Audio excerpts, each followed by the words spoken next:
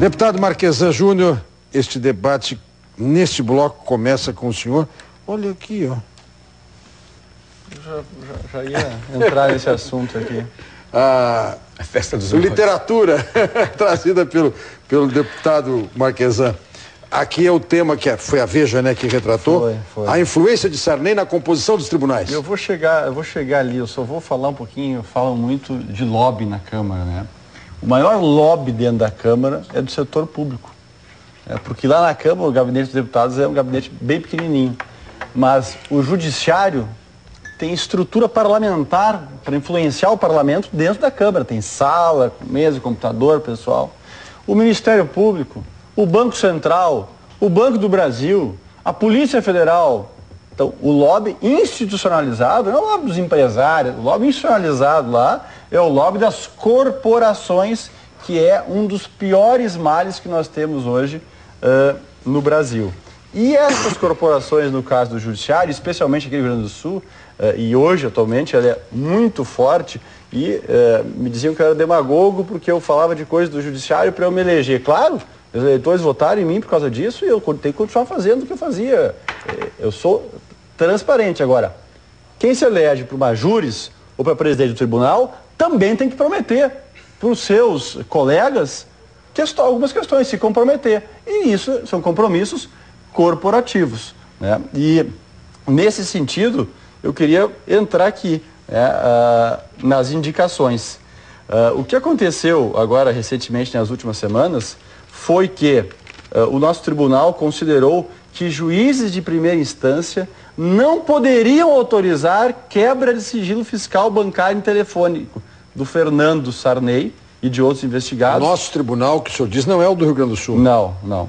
Porque o COAF, que é um órgão que ele fiscaliza as transferências financeiras, no momento da campanha, viu que havia ocorrido uma transação de 2 milhões de reais, né, no final do ano eleitoral de 2006. Então, todas as investigações com relação ao filho do Sarney, elas caíram por água abaixo, foram anuladas por causa deste corporativismo, desta relação promíscua que tem.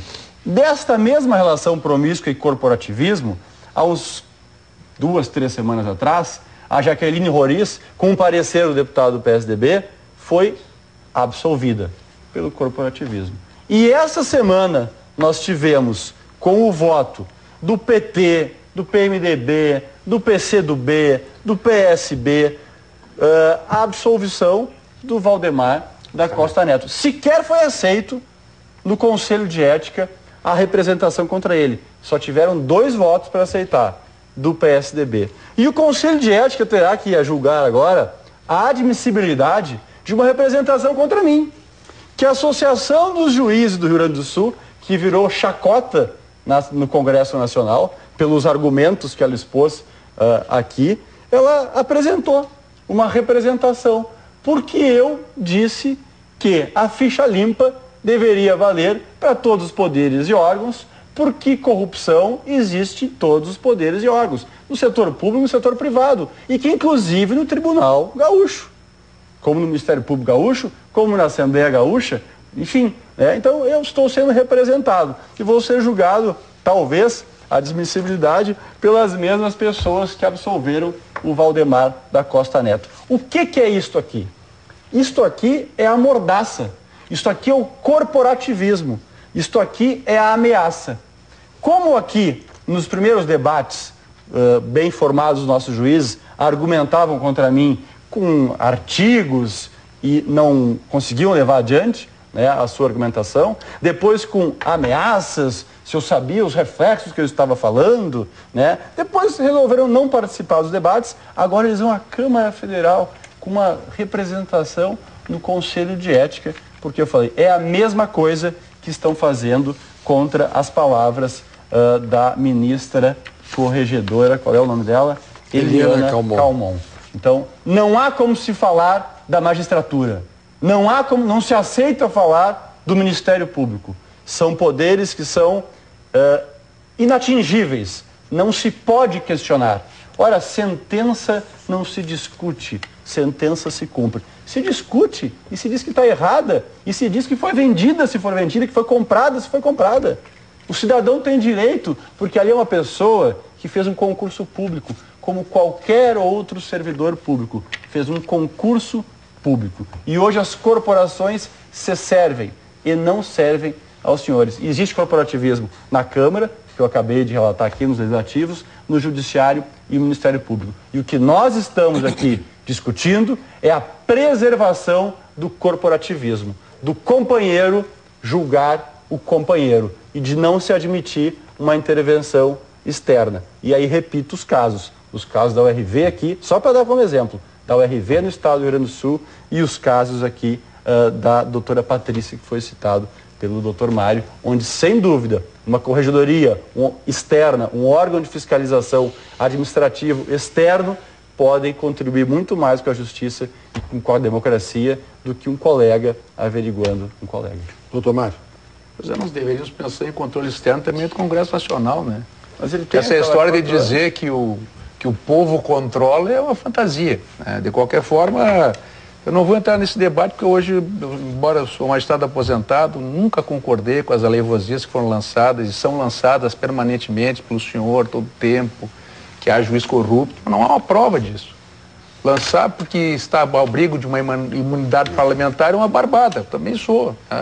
Posso dizer o que eu não posso dizer o que eu quiser. O senhor acabou de dizer que a CM foi uma das piores figuras do Brasil. Eu não digo. Acabou de dizer que foi podre, etc. O senhor falou. Foi. O senhor tem alguma prova? O senhor tem algum processo? Não. Mas pelo amor de Deus. Então. Viveu desde a época, desde 64, comandando. Então. E, aliás, são palavras de Vossa Excelência. Agora, né? Eu não posso falar? De qualquer jeito. Eu não falei no ar isso. Isso foi divulgado por Vossa Excelência aqui. De qualquer jeito, aliás, isso é uma postura equivocada, né?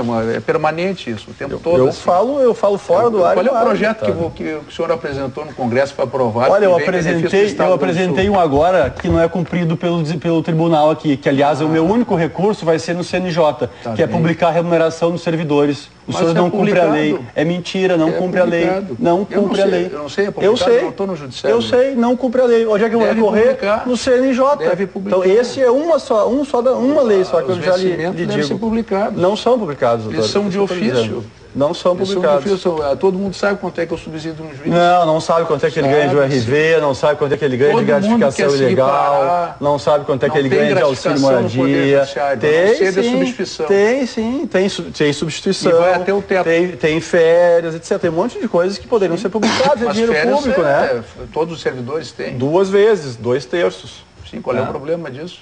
Isso não foi aprovado, não é uma lei que foi aprovada pelo Congresso? Sim, mas tem que estar publicado. Não é 2/3. Claro, eu tenho 2 meses, 1/3 para cada mês, 2/3.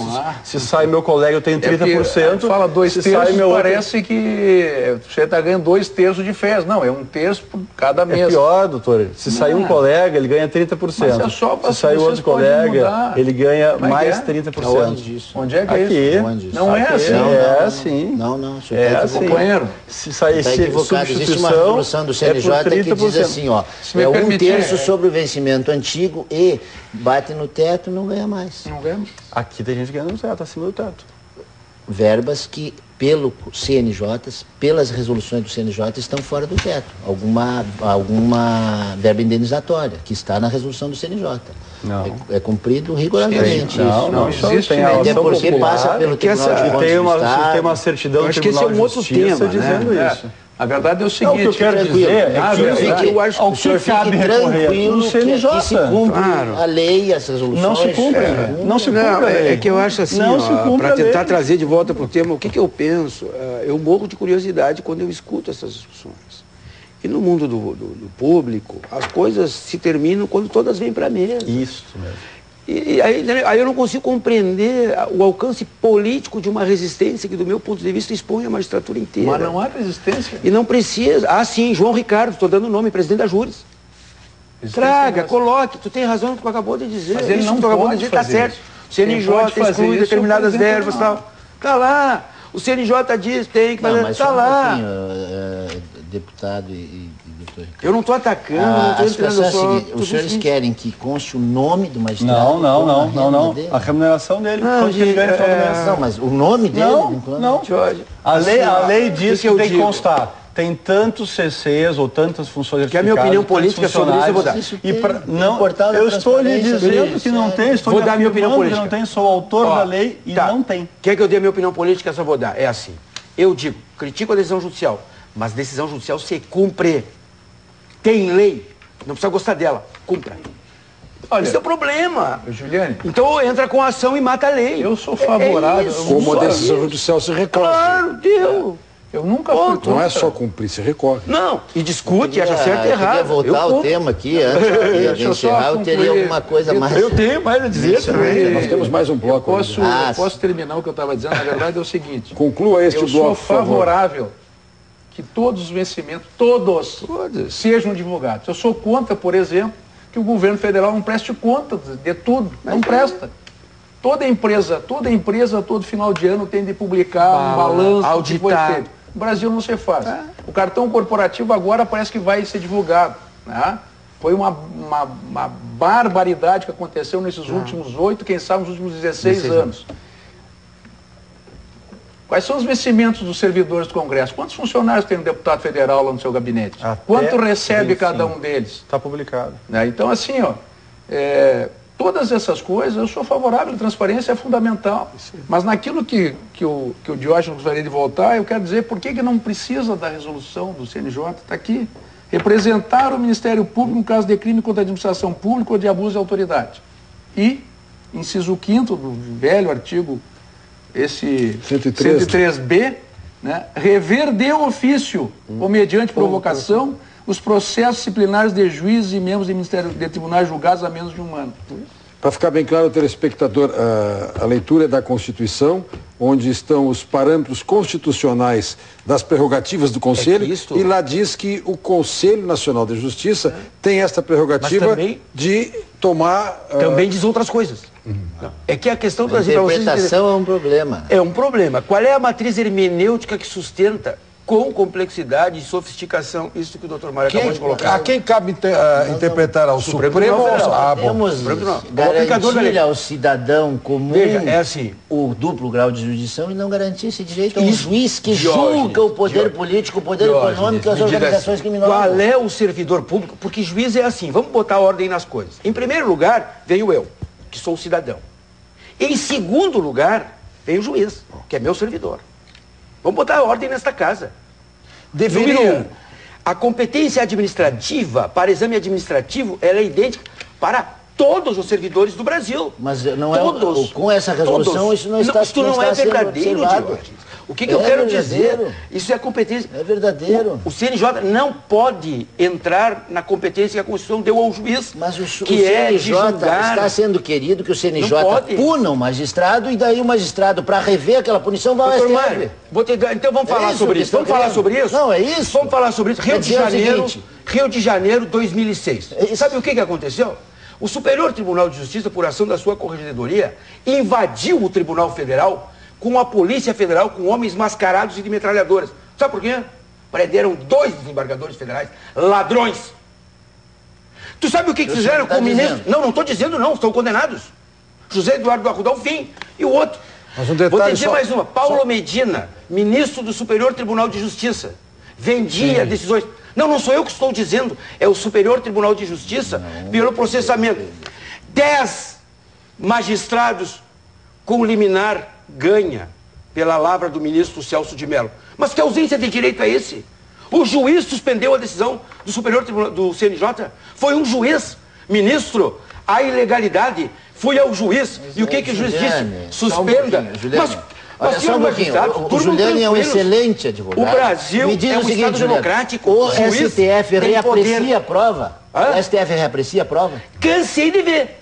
Não, reaprecia, a lei diz examina. O que diz aqui pro tribunal? Tem um princípio latino que é assim, tantum devolutum quantum apelatum, né? O tribunal só pode conhecer aquilo que foi apelado.